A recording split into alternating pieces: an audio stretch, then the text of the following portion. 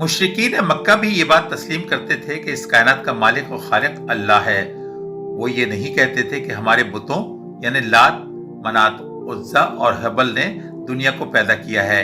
इनका ईमान था ये बुत अल्लाह के हुजूर हमारी सिफारिश करेंगे। सूरह अनकबूत की आयत नंबर 61 में अल्फाज आए हैं, ए नबी सल्लल्लाहु अलैहि वसल्लम, आप अगर इनसे पूछेंगे कि आसमान और जमीन किसने बनाए हैं और सूरज और चांद को किसने मुसख्खर किया है, तो ये लाजमन कहेंगे अल्लाह ने। चुनांचे ये लोग कायनात की तख्लीक को अल्लाह ही की जानिब मंसूब करते थे और इसका मालिक अल्लाह ही को जानते थे, मगर इनका शिरकिया अकीदा ये था कि हमारे माबूद अल्लाह के बड़े चहीते और लाडले हैं, ये हमें अल्लाह की पकड़ से छुड़वा लेंगे। बुखारी और मुस्लिम की हदीस में है कि अल्लाह ताला ने जब मखलूक को पैदा किया तो एक किताब लिखी जो इसके पास इसके अर्श के ऊपर है कि मेरी रहमत मेरे गजब पर गालिब है। हमने सूरह इनाम की आयत 12 को जानने की कोशिश की।